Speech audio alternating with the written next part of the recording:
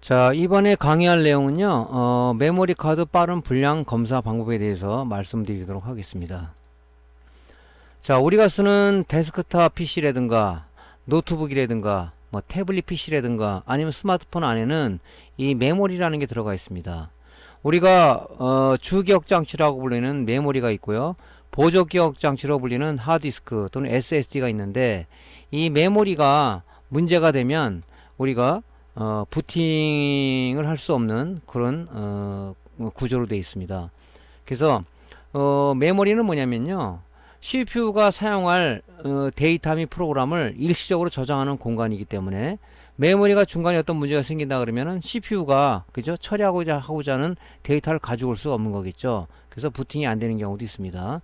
그래서 메모리가 문제가 됐을 때는 뭐 브루스크린을 유발하거나 아니면 어떤 프로그램 충돌 현상이 생기거나 아니면 갑자기 뭐 재부팅이 되는 그런 경우도 발생할 수가 있죠.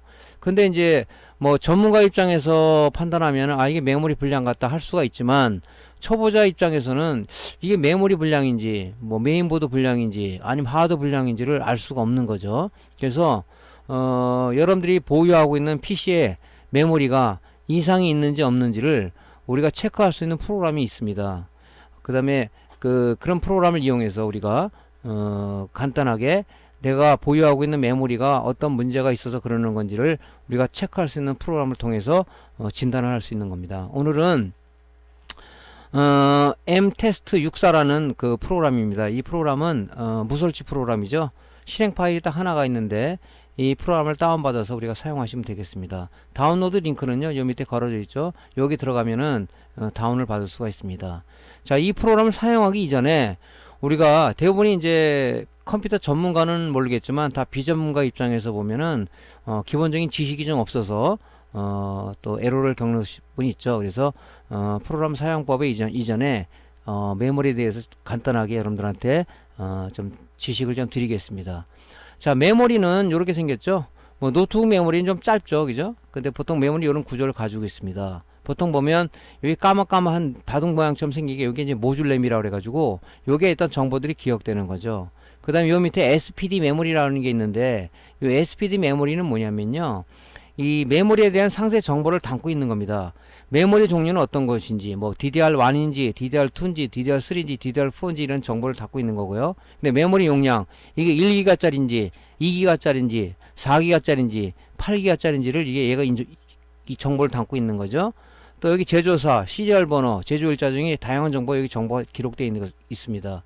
그래서 메모리를 인식할 때 우리가 컴퓨터 파워 버튼을 누르게 되면, 그죠? 노트북의 파워 버튼을 누르게 되면 뭐부터 기동을 합니까? 우리가 바이오스라는 그 펌웨어가 기동을 해서, 먼저 펌웨어 안에 들어있는 스타트업 처리 루틴에 의해서 기본적인 하드웨어 장치들을, 뭐 CPU는 이상이 없는지, 메모리 이상이 없는지, 뭐 그래픽카드 이상이 없는지, 뭐 키보드 마우스 이상이 없는지를 얘가 포스트 루틴에 의해서 체크를 하게 돼 있죠. 그때 여기 있는 정보를 뒤지게 됩니다. SPD 메모리에 있는 이런 데이터를 뒤져서, 그죠? 얘가 이상이 없는지를 체크를 하겠죠. 이상이 없으면 뭡니까? 이제 뭐 부팅이 되겠죠. 그래서 요런 이제 모듈 램이 이게 용량에 따라서 여러 개가 붙을 수 있고 뭐 좀 적게 붙을 수가 있죠. 그죠? 그걸 우리가 모듈 램이라고 보통 얘기를 합니다. 이렇게 구조가 이렇게 돼 있어요. 우리가 이제 이걸 사다가 메모리 슬롯에, 확장 슬롯에 꽂아서 사용하게 돼 있죠. 그래서 구조는 이렇게 돼 있습니다. 요 SPD 메모리라는 것은 요 칩은 굉장히 중요하죠. 그죠? 요 정보가 문제가 되면 메모리가 인식이 안 되는 거죠. 자, 메모리 종류는 여러분들이 지금 많이 지금 보셨을 거예요. 지금 발전사가 요 앞전에도 있는데, 보통 DDR 메모리를 기준으로 한다면 DDR1이 나왔고요. 그 다음에 2가 나왔고 3가 나왔고 4가 나왔습니다. 지금 나오는 컴퓨터들은 DDR4를 장착하게 돼 있죠. 근데 여러분들이 보통 보면은 이제 가끔 매장에 문의하시는 분이 있어요. 그분이 쓰는 컴퓨터는 DDR3 전용 메인보드인데 DDR4 메모리를 사러 오셨어요. 사갖고 가셔서 왜 꽂으니까 안 맞냐, 그런 얘기를 하시는데, 지금 보시면 이 DDR1 메모리는 지금 뭡니까, 이 소켓이 184핀을 쓰고 있습니다. DDR1은. DDR2는 뭡니까, 240핀을 쓰고 있어요. DDR3는 240핀을 똑같이 씁니다. 그 다음에 DDR4는 288핀을 쓰고 있어요. 근데 DDR2 쓰는 사람이 3 메모리를 꽂으면 안 맞는다. 핀은 240핀이 맞지만은 요 메모리 슬롯의 노치들이 위치가 틀려요. 그죠? 이 틀립니다. 위치가. 맞을 수가 없죠. 그죠? 메인보드에 보면. 자, 메인보드를 잠깐 보시면요. 자, 이렇게 돼 있죠. 여기 지금 보면 여기 지금 이 메모리 꽂히는 부분에 여기 가운데가 막혀 있어요. 이걸 노치라고 그러는데 요 부분이 맞지를 않는 거죠. 들어가지를 않습니다. 그죠? 그래서 이제 가끔 소비자들은 와서 요런 내용을 모르다 보니까 240핀이면 똑같은 거 아니냐. 근데 이제 이 구분하기 위해서 아마 요 부분을 이렇게 만들어 놓은 거예요. 이 위치가 틀리잖아요. 맞지를 않습니다. 그죠? 그러니까 이제 안 맞는 거죠.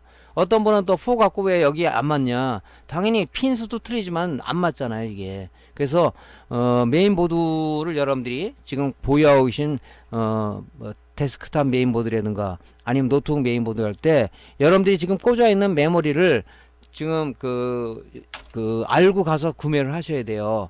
그러지 모르면은 와서 또 반품하는 사태가 벌어집니다.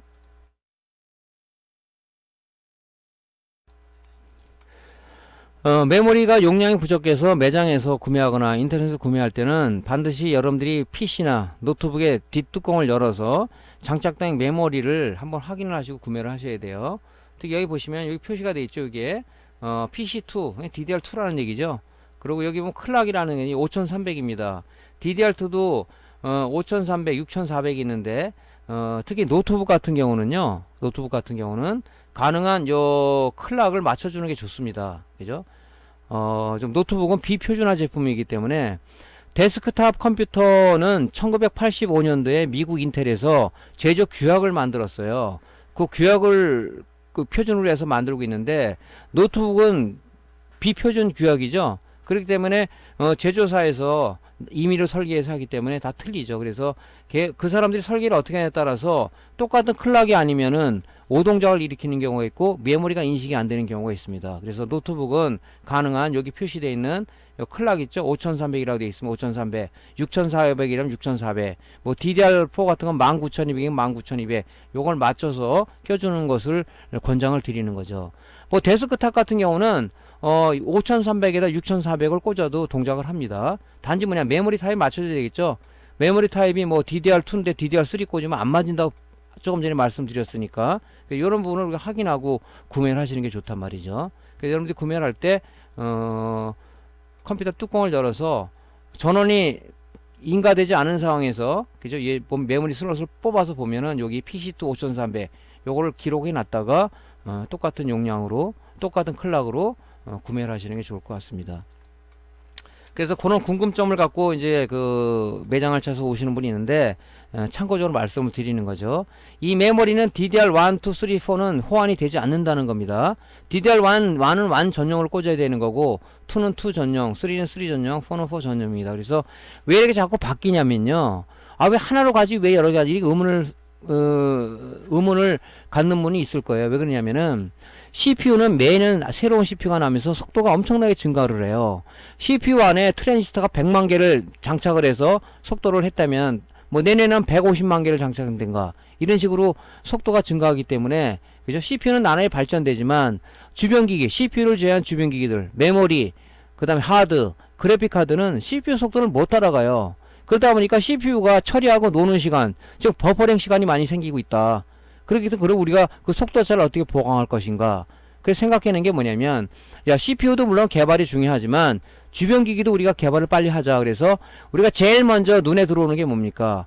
하드디스크라는 그 구시대적인 산물에서 지금 어떻게 넘어가고 있죠? SSD로 넘어가고 있죠. SSD로 넘어감으로써 CPU의 속도차를 많이 줄여가고 있는 거죠.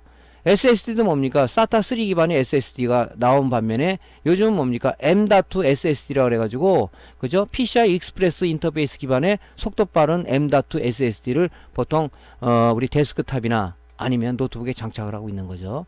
여러분들 노트북 갖고 계시다면 얇은 울트라북 또는 태블릿 같은 데 보면은 그죠? 그 M.2 SSD가 다 꽂아졌을 겁니다. 뽑으면 꼭 USB 메모리처럼 생겼죠. 안에 내장품이. 그런 식으로 속도차를 보강하기 위해서 이 메모리도 이게 속도가 많이 차이 나다 보니까 현재 DDR4까지 나와 있는 거죠. 그게 바로 뭐냐, CPU와 속도 차를 보강하기 위해서 나온 거고, 하드디스크도 SSD로 가면서 그렇게 나온 거고, 그 다음에 이제 뭐 이런 그래픽 카드도 뭡니까, RTX 카드니 뭐 GTX 카드니 나온 것이 뭐냐면 바로 CPU하고 그죠, 어떤 그런 장치들하고 속도 차를 보강하기 위해서 자꾸 틀리는 거예요. 그게 너무 그 발전 속도가 빠르죠. 그죠? 겁날 정도로 빠르죠 요즘. 뭐 이런 스마트폰도 마찬가지입니다. 뭐 쿼드 코어에서 뭐 옥탈 코어로 넘어가고, 요즘은 굉장히 장난이 아니죠. 그래서 우리가 이제 이런 정보를 조금 알고 있어야 우리가 뭐 구매하거나 아니면 누구한테 도움 받을 때 좀 필요하겠죠. 그래서 이렇게 말씀을 좀 드리는 겁니다. 자, 우리가 데이터 입출력 할 때 그럼 메모리가 문제가 되면 왜 안 됩니까 하고 의문을 가지시는 분도 있겠죠. 자, 데이터 입출력 흐름을 한번 보겠습니다. 메인보드를 보면요, 우리가 키보드에서 어떤 뭐 입력을 한다든가 마우스로 어떤 클릭을 하게 되면 그 정보는 어디 들어가냐면 메인보드에 보면 이런 칩셋이 있어요. 그죠? 데이터 흐름을 제어하고 어떤 신호 흐름을 제어하는 이런 칩들이 있습니다. 요 어떤 정보가 마우스라든가 키보드 입력 어떤 데이터를 치게 되면 요 정보가 어디로 사우스 브리전 칩으로 들어가요. 예? 사우스 브리전 칩으로 들어가서 얘를 통해서 노스 브리지를 통해서 이 메모리 있잖아요. 메모리 쪽으로 데이터가 전달이 됩니다. 이렇게. 이게 입력 장치 흐름이에요. 이렇게 흘러갑니다. 이렇게. 그러니까 항상 메모리를 경유하게 돼 있죠. 메모리를. 왜냐면 이게 여기 있는 데이터를, 프로그램의 데이터를 여기다 보관하고 있는 거예요. 그죠?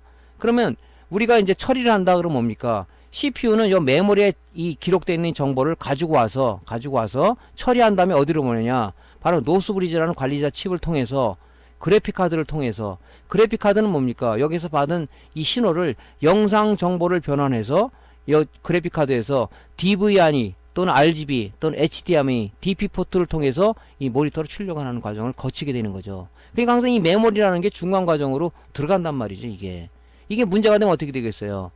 쉽게 말해서 이 다리가 끊겨 있는 거예요. 내가 여기서 우리 집에서 인천공항을 가기 위해서, 그죠? 그 대교를 타야 되는데 대교가 끊어지면 우리가 어떻게 차가 가겠습니까? 못 가잖아요. 그죠? 그럼 우리가 비행기 탈 수 없겠죠. 물론 다른 경로를 찾을 수가 있겠지만 보통적으로 우리가 다리를 건너가잖아요. 대교를 건너간단 말이죠. 이게 대교라고 보시면 돼요. 여기가 망가졌다?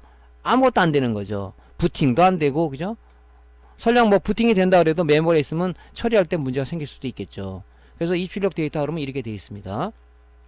자, 그런데 한 가지 여러분들이 의문점이 있을 거예요. 내 컴퓨터는 이 노스브리지 칩이 이거 없던데요. 뜯어보니까 요거 하나만 있던데요. 지금 옛날에는, 그죠? 맨 전만 해도 이 메인보드가, 데스크탑 메인보드가 보통 이런 구조를 가지고 있었어요. 이렇게 가지고 있었습니다. 그죠? 모양이 이렇게 생겼죠? 여기 지금 뭐냐면 요게 조금 전에 말한 이 사우스 브리지 칩이고, 요게 노스 브리지 칩이고, 요게 메모리 쪽이고, 이 CPU 쪽이란 말이죠. 지금 새로 나온 보드들은 지금 보시면은 없어요. 이게 노스 브리지 칩 없죠? 없습니다. 이게 없어요. 그럼 왜 노스 브리지 칩 없으면 어디로 어떡하냐? 이게 지금 뭐냐면 조금 전에 말씀드렸죠. CPU가 나날이 발전되다 보니까 이 주변 기기가 속도를 못 따라가요. 그러면 조금 전에 말씀드렸다시피 메모리, 이 노스브리를 거쳐서 이렇게 가고, 여기서 이렇게 해서 이렇게 가다 보니까 이 중간 과정이, 이 버퍼링 과정을 없애자. 얘를 갖다가 그럼 CPU 안에 포함시키자. 그죠? 그래서 얘를 거치지 말고 여기서 다이렉트로 보내자. 다이렉트로 갖고 오자 하는 측면에서 요 부분을 없앤 거예요. 그래서 요걸 인텔에서는 DMI 기술이라고, 다이렉트 메디어 인터페이스라는 기술을 접목해서 여기다가, 그죠? 여기다가 그래픽 카드하고 메모리 컨트롤러를 이 안에 잡아놨어요. 그러니까 결론적으로 뭐냐면 노스브리지는 메모리하고 그래픽 컨트롤러가 여기 들어있는 겁니다. 이 노스브리지에. 이 부분을 없애고 이 CPU 안에 이 노스브리지를 잡아 넣은 거예요. 그러다 보니까 뭡니까? 한 단계가 없어져 버렸죠. 그래서 얘 속도가 빨라지는 반면에 요 하나를 없애다 보니까 중간 버퍼링 과정이 하나 없어졌다. 그죠? 없어졌다. 그러니까 뭡니까? 요즘 나오는 컴퓨터는 굉장히 빠르죠. 빠릅니다. 그래서 이 CPU가 개발이 너무 빠르다 보니까 주변 기기는 그 속도를 따라가지 못하고 있는 게 아직도 현실이에요. 그러다 보니까 자꾸 이런 인터페이스 기술을 어떻게 하면 더 빠르게 할까 하는 부분들을 굉장히 지금 많이 생각하고 있고, 지금 이제 아직도 이제 새로 나올 그런 부분들이 뭐 내년도 되면 또 새로운 게 또 나오겠죠. 그래서 저도 이제 이런 기술 분야 일을 하고 있는 사람이지만 너무 속도가 빠르다 보니까 저도 정신을 못 차리겠습니다. 사실은. 여러분들도 너무 오죽하겠습니까?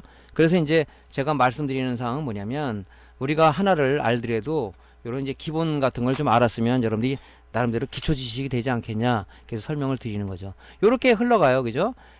입력을 하게 되면 사우스 브리지라는 걸 이를 예놈을 거쳐서 노스 브리지를 거쳐서 지금은 이제 노스 브리지가 없었으니까 사우스 브리지를 거쳐서 바로 요게 뭡니까? CPU를 거쳐서 이 메모리 데이터 들어간다는 얘기죠.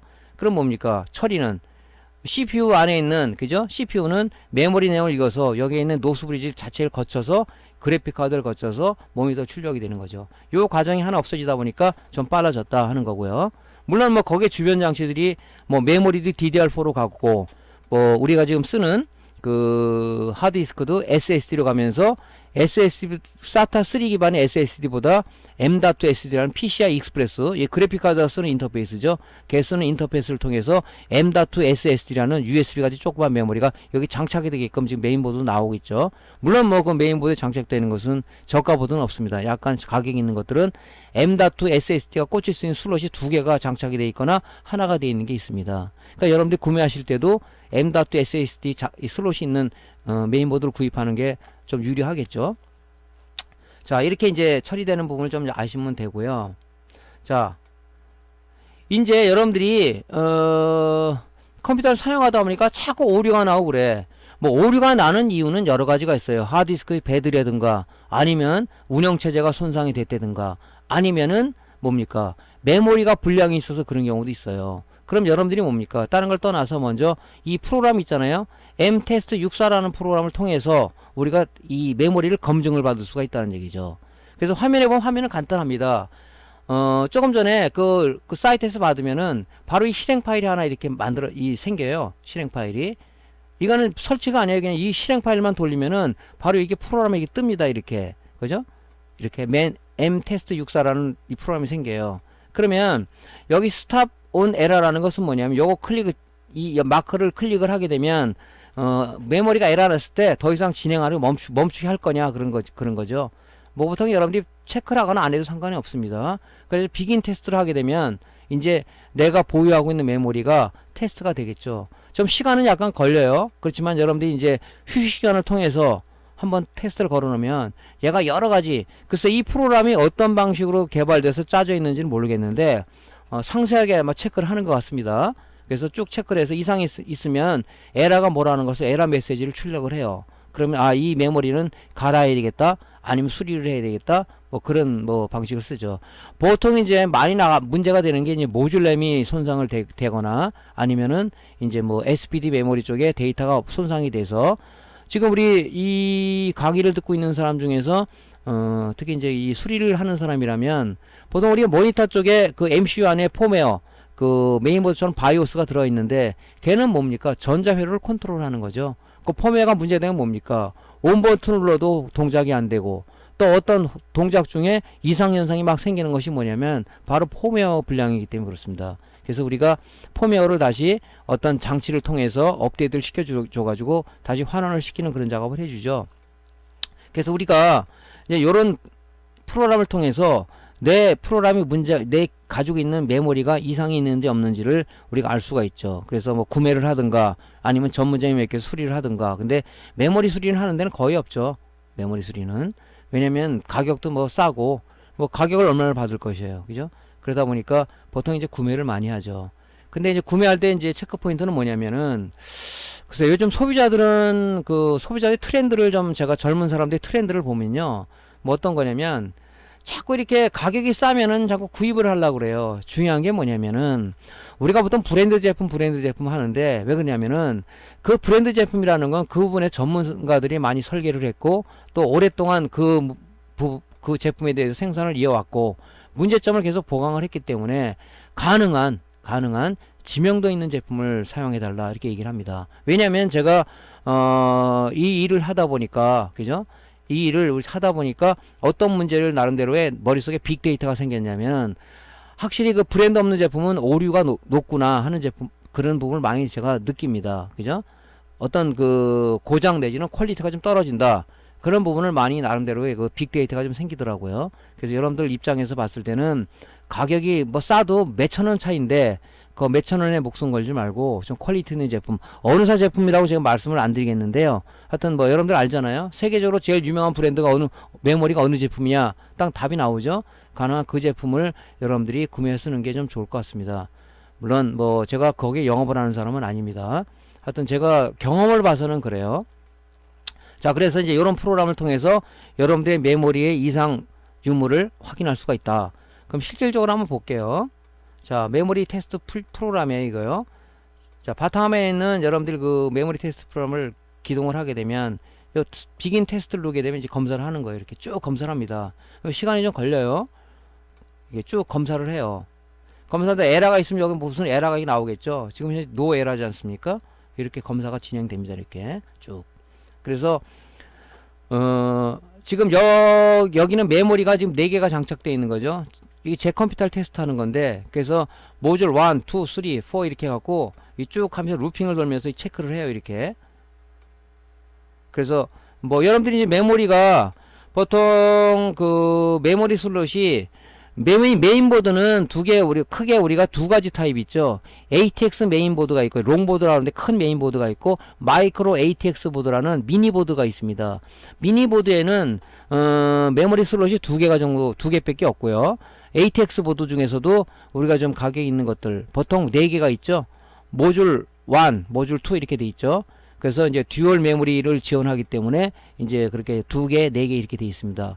그래서 여러분들 슬롯이 하나가 꽂아 있으면 시간이 좀 빠를 거고 4개가 꽂아 있으면 좀 시간이 더 걸리겠죠. 그러니까 이런 부분들은 이제 여러분들이 뭐 직장이라면 그죠? 점심시사로 갈 때 한번 걸어 놓으시면 되고, 또 우리 수리를 하시는 분들은 수리하는 동안에 걸어 놓게 되면 뭐 이런 부분에 어떤 문제점을 볼 수가 있겠죠. 그래서 메모리는 육안으로 분량 검사하기가 상당히 어렵습니다. 다른 거에 비해서 어려워요, 이게. 그래서 이제 그런 부분들을 요거 가지고 체크하시면 좋겠다 하고 말씀드리는 겁니다.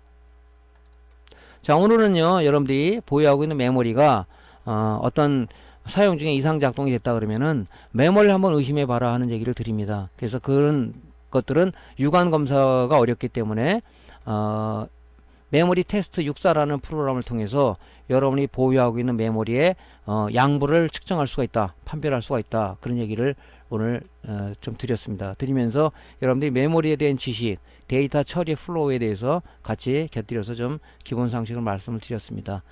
자, 오늘 강의가 도움되셨으면요, 구독, 클릭, 좋아요 눌러주시고요. 다음에 더 좋은 강의로 찾아뵙겠습니다. 감사합니다.